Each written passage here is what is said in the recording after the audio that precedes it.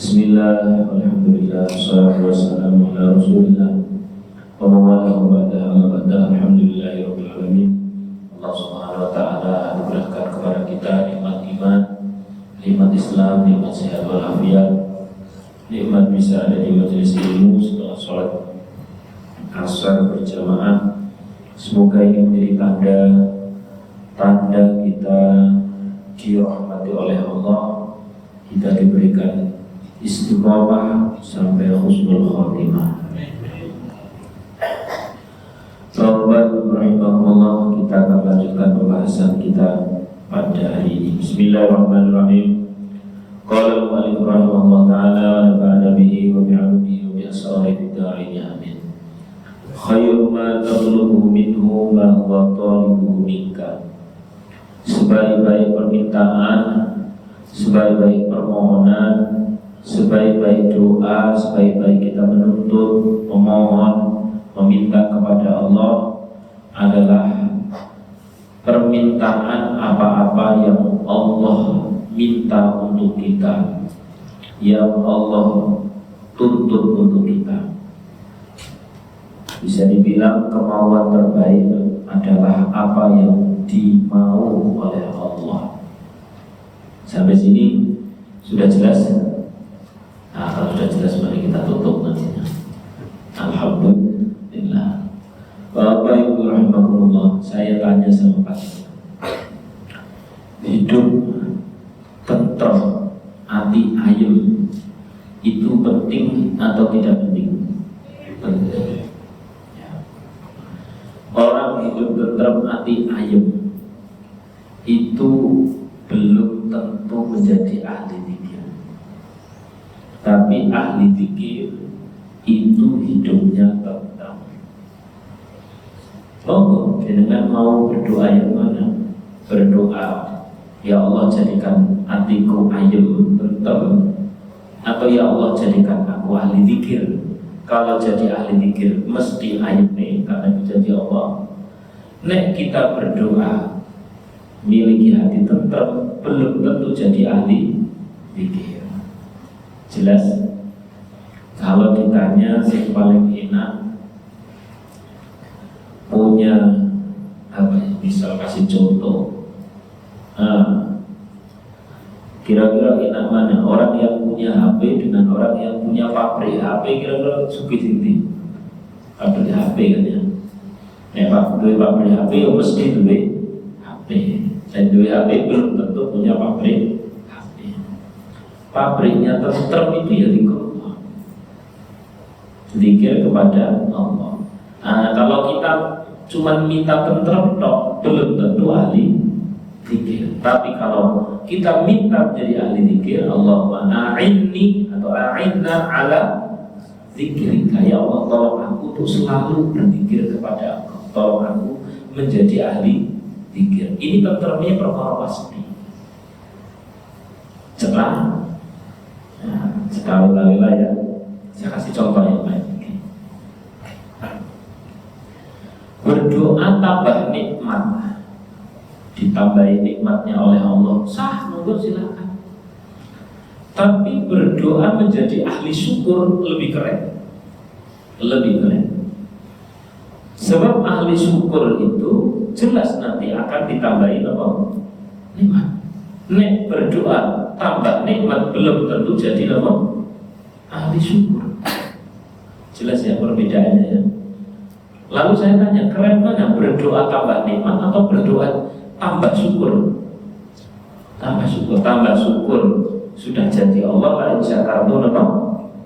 Lazi dan aku pasti ditambahi nikmatnya. Kalau berdoa tambah nikmat belum tentu menjadi ahli syukur.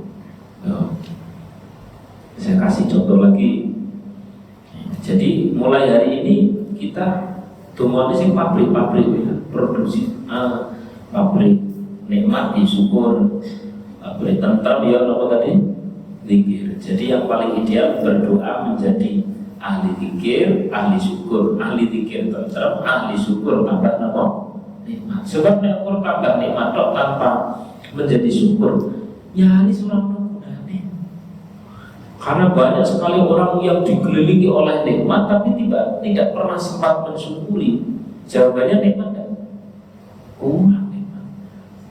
Maka yang paling ideal, Allahumma a'inna terus ala dzikrika wa syukrika. Ya Allah, tolong aku selalu zikir atau jadi ahli zikir. Tolong aku selalu bersyukur. Nek bersyukur jelas sampai nikmat. Nek tambah nikmat belum tentu bersyukur. Ini perbedaan pertama. Perbedaan yang nomor dua, tadi itu kalau punya pabrik mesti punya barangnya, yang punya barir tentu lebih pabrik lah. Ini perbedaan pertama. Jadi kalau saya tanya keren mana, berdoa tambah syukur atau tambah nikmat? Tambah syukur. Saya tambah syukur mesti tambah nikmat. Tambah nikmat belum tentu tambah syukur. Kalau ini fix.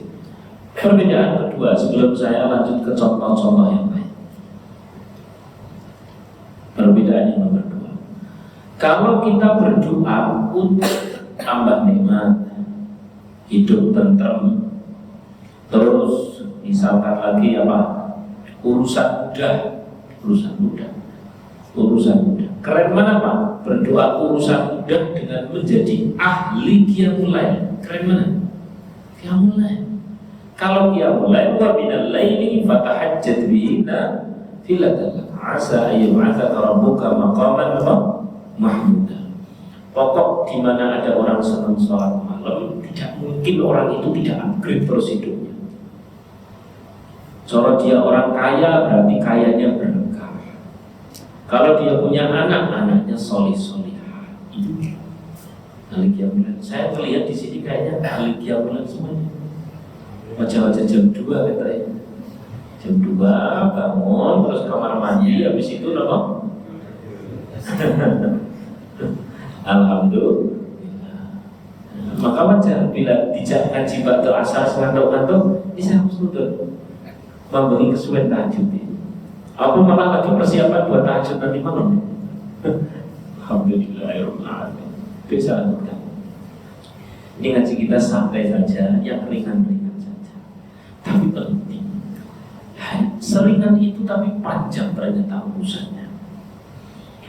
Menjadi ahli qiyamul lail itu tidak usah ditanya hidupnya akan ditolong oleh Allah.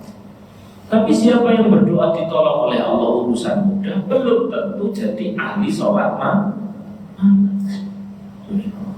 Jadi ini perbedaan yang kayaknya cetak, simpel, tapi besar perbedaan. Perbedaan yang kedua, selain yang satu jangkau yang satunya tidak bisa menjangkau yang satunya tadi itu. Perbedaan yang nomor dua adalah kalau kita berdoa urusan mudah ya sudah itu toh. Kita berdoa tambah nikmat ya sudah itu toh. Itu saja belum tentu dikabul. Kalau kita berdoa anti tentrem ya wes toh sampai segitu toh. Tapi kalau kita berdoa jadi ahli syukur, ahli sholat, ahli zikir, kayaknya yang kita dapatkan saat ketika kita sudah di dunia no. Tapi ternyata ini proses lanjut no. Nah, kemarin kita bareng-bareng sudah ngaji di sini ya.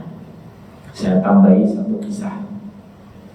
Masih ingat ya yang kemarin itu hidup di dunia paling pol berapa tahun kemarin? 80-90 itu untuk nyari bekal hidup di akhirat berapa tahun? Berapa? Miliar, triliun, miliar, triliun, triliun, miliar, miliar, triliun, triliun, miliar, triliun, miliar, miliar, triliun, triliun, miliar, miliar, triliun, triliun, miliar tahun. Maka kalau kita berdoa tentrem tok ya wis paling sak jam 2 jam. Suwi-suwi ini sehari 2 hari. Tapi kalau kita berdoa jadi ahli zikir, maka lanjut sampai menjadi kenang-kenangan ketika di akhirat. Sallallahu alaihi wasallam. Sebab saya tanya, detik ini orang yang sedang mengeluarkan suara, mendengarkan suara, detik ini juga saat kita ada di masjid, apa namanya? Salatin ya. Jadi ini juga saya sedang mengucapkan sesuatu, jangan sedang mendengarkan di detik ini di seluruh dunia, di Indonesia, di Malaysia, di Nederland, di Jerman, di Aljazair, di Saudi, di Bahrain, di Jepang dan sebagainya, yang sedang mengucapkan kata atau mendengarkan kata detik ini, kira-kira buahnya apa? Banyak banget buahnya, jutaan atau miliaran kata-kata yang sedang dikeluarkan ini, triliunan. Semuanya diangkat di langit, kemudian dibuang kembali ke bumi sebagai sampah, illa zikrullah, kecuali perkataan yang mengandung zikir kepada Allah. Ini perbedaan. Baik, perbedaan tentang dunia akhirat masih saya mau cerita. Di zaman Nabi Isa alaihissalam, tertulis dalam kitab Ma'arifus Sadat, Nabi Isa alaihissalam sedang berjalan bersama para hawariyin yang soleh-soleh. Tiba-tiba menjumpai sebuah lembah yang di sana itu banyak sekali puing-puing bangunan yang sudah runtuh, hancur lebur, nyaris rata dengan tanah. Mayat-mayat bergelitakan sudah dalam posisi bentuk sisa-sisa tulang. Hawariyin, para santri-santrinya Nabi Isa, berkata kepada Nabi Isa, ya Nabi Allah, berdoalah kepada Allah agar engkau bisa menghidupkan orang mati. Lalu kami akan bertanya, ini fenomena apa kok ada puing-puing seperti ini? Kita tahu semua mukjizatnya Nabi Isa bisa menyembuhkan orang sakit, bahkan bisa menghidupkan orang mati. Hidupkan. Siapa yang dihidupkan? Rajanya dari puing-puing tersebut. Nama rajanya begitu dihidupkan oleh Nabi Isa alaihissalam atas izin Allah, hiduplah raja tempat tersebut. Namanya Raja Balwan bin Hafs. Ini orang hidup sebelum zaman Nabi Isa sampai nerobos zaman Nabi Isa. Nama raja siapa tadi? Jenam kalimatnya Balwan bin Hafs. Raja Balwan bin Hafs. Hei raja, apa yang terjadi kok bisa seperti ini? Kata Raja Balwan bin Hafs, saya adalah raja di tempat ini. Hidup umur saya ketika di dunia 1000 tahun lebih. Ya umumnya orang zaman dulu hidupnya ribuan tahun, 1000 tahun lebih. Saya pernah menaklukkan daerah ribuan jumlahnya. Saya pernah menikahi tidak kurang dari 1000 gadis. Itu saja begitu saya mati, maka saya persis seperti orang yang bangun dari tidur yang hanya sebentar. Makles gitu nih Jawa ini, makles. Ayo mau ini persis seperti perkataan Sayyidina Ali karramallahu wajhah. Sayyidina Ali berkata, orang hidup di dunia ini adalah orang yang tertidur. Dia bangun ketika dia mati. Bayangkan Pak, sing urip 1000 tahun begitu mati, uripe kaya makles sangat sebentar. Padahal istrinya berapa tadi? 1000. Lah terus nek dhewe kaya ngono. Uripe paling kurang tahun, bojone kok siji. Begitu mati kita itu kayak orang bangun, semua menjadi kenangan di memori yang hanya sangat sementara. Ini persis seperti orang bangun tidur itu. Orang kalau tidur itu terus mimpi. Reperpen mana? Reperpen bahasa Indonesia apa? Reperpen dulu. Ketindian ya, benar ya? Ketindian. Itu kan jerit-jerit, tidak ada yang dengar. Kayaknya lama banget ya, masih tidur ketindian.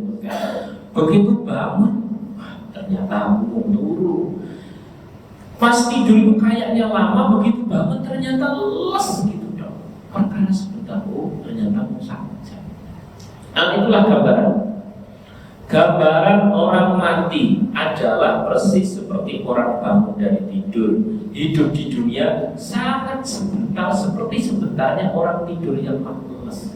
Bisa bayangkan, wong 1000 tahun aja kata Balwan bin Hamas, itu saya seperti orang mimpi.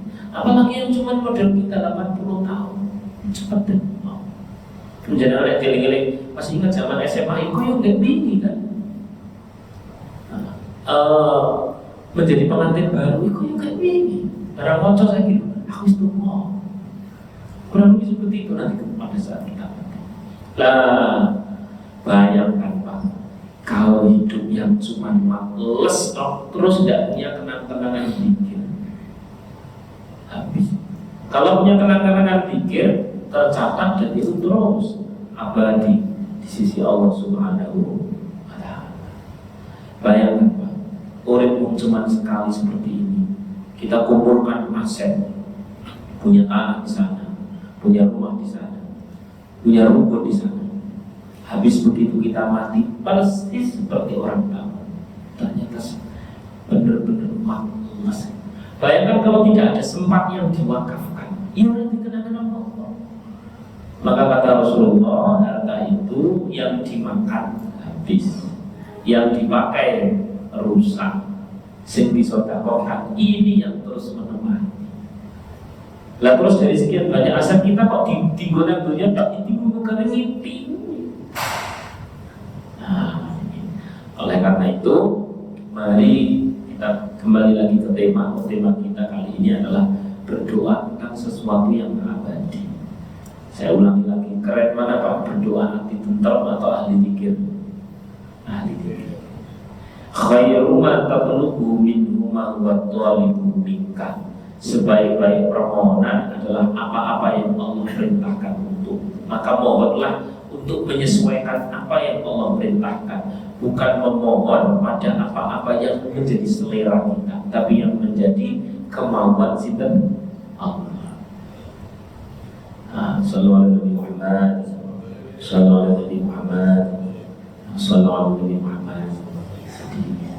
Monggo silakan kita praktekkan nanti malam.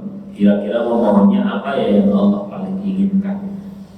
Yang Allah inginkan kita menjadi seorang suami yang bertanggung jawab, yang menafkahi istri, yaitulah.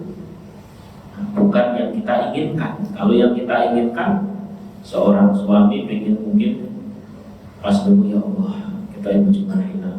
Sing istri, ya Allah, gagalkan. Itu kata selera diri. Nah, kalau selera diri seperti itu, ya belum tentu terkabul, ya paling nanti nyodok, ya les seperti orang mimpi. Tapi kalau kita berdoa, apa-apa yang Allah inginkan, apa-apa yang Allah mau, selain ini berarti menjadi, kalau tadi berdoa dipikir otomatis tentrem. Berdoa menjadi ahli syukur ditambahi nikmat. Berdoa menjadi ahli sedekah. Ini pasti diganti bahkan dilipat gandakan.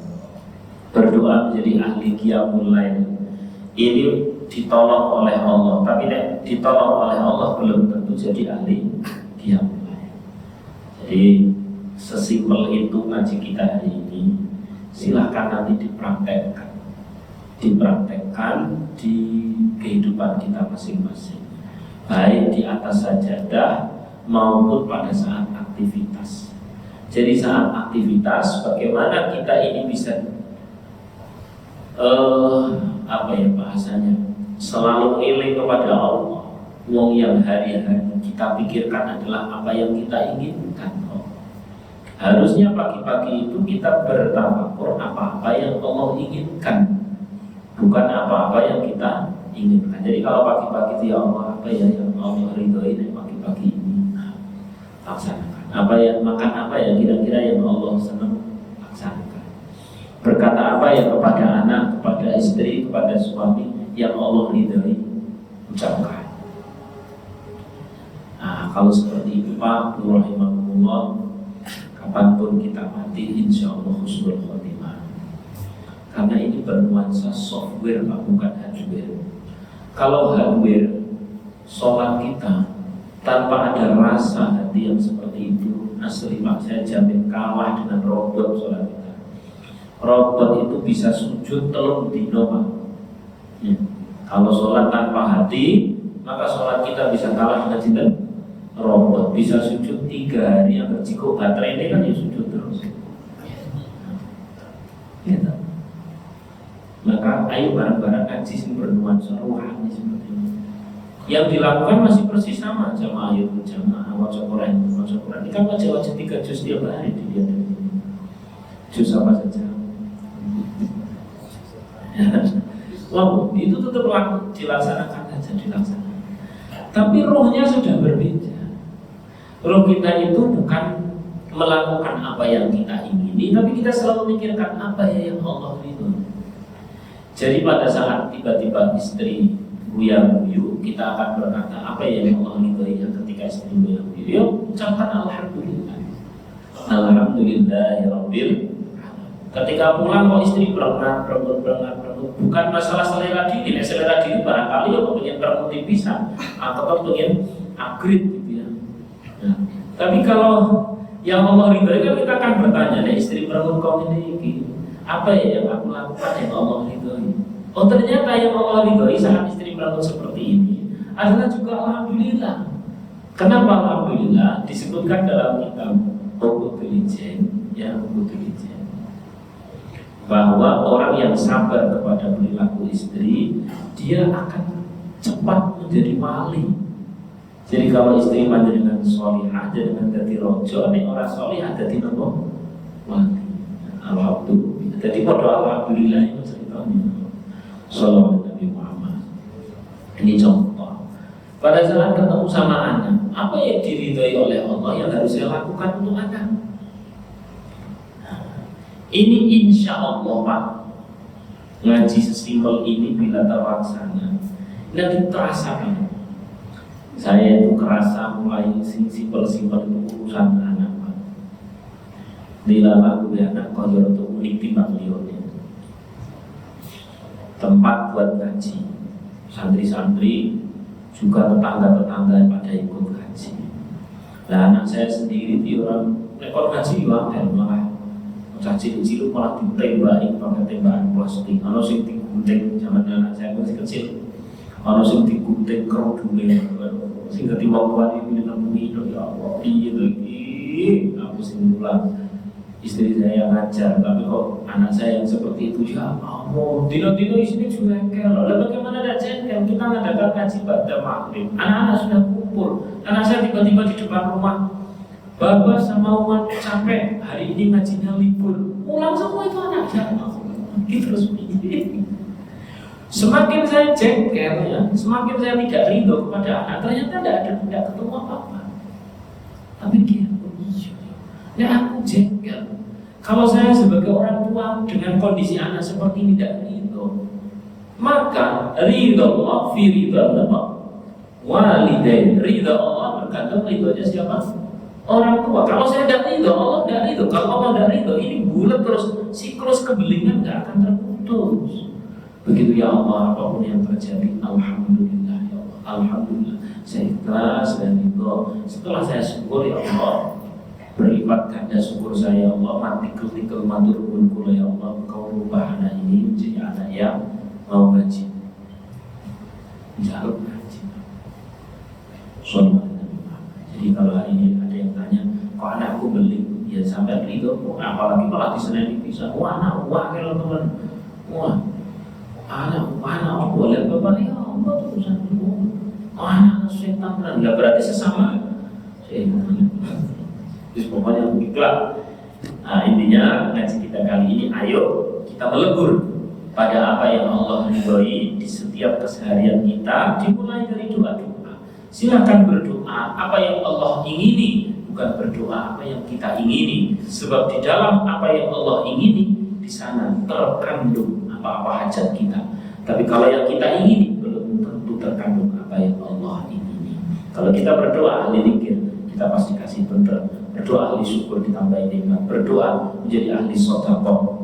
Ini Allah kasih rezeki lebih banyak. Berdoa menjadi ahli tahajud. Ini Allah kasih kemudahan. Secara umum may yattaqillaha yaj'al lahu makhraja wa yarzuqhu min haitsu la yahtasib. Pokok orang berdoa tentang umumnya ketakwaan, Allah selalu akan kasih solusi. Setiap kita pasti punya masalah. Ternyata kalau kita mengacu kepada Al-Quran, kita tidak didesain nyari solusi. Kita ini didesain untuk takwa. Kalau sudah takwa, ya taqilah, ya ja'alahu makhraja. Allah yang kasih solusi. Jadi desain kita bukan nyari solusi. Desain kita adalah bertakwa, baik secara doa, secara ibadah, maupun secara ikhtiar. Usahakan setiap ikhtiar kita kurangi dosa di sana, tambahin ibadah di sana. Insya Allah dengan seperti itu ini kapanpun kita mati husnul khotimah. Tapi kalau urusan mati, saya secara jelas-jelas saya ngalah sama panjenengan. Nek panjenengan berdiri ruyen kula sumanggaake. Alhamdulillah. Demikian yang dapat saya sampaikan. Al-Fatihah. Alhamdulillah. Bismillahirrahmanirrahim. Alhamdulillahirabbil alamin arrahmanir rahim. Iyyaka na'budu wa iyyaka nasta'in ihdinas siratal mustaqim. Shiratal ladzina an'amta 'alaihim ghairil maghdubi 'alaihim waladdallin. Amin. Ada yang WA ke saya, Ustaz, kok sesekali ini dong pas ngisi itu orang kenalan itu, kami tidak tahu siapa mas sebenarnya sudah. Nama saya Riyad Ahmad Riyadin, asli saya Wonosobo, tinggal saya ada di pondok yang kita bikin bersama di pondok doaku yang di daerah Sadeng dekat Greenwood itu. Ngaji rutin yang ada di pondok yakni 1 bulan sekali yang dibuka untuk umum. Insya Allah di bulan November ini jatuh pada tanggal 13, jamnya sekitar jam 9 sampai kurang lebih jam 10. Dengan pas lewat sana silahkan mau mampir. Nah, cukup ya, saya kenalan segitu saja ya. Kalau dengan kepingin tahu WA dan sebagainya di sosmed saja, saya ada di Instagram itu @kamriyad2, di TikTok juga, jangan saya kira TikTok kan TikTok juga kamriyad2 ya. Saya rasa cukup, ini sudah melengkapi panjenengan untuk kenalan. Semoga ngaji kita bermanfaat. Assalamualaikum warahmatullahi wabarakatuh.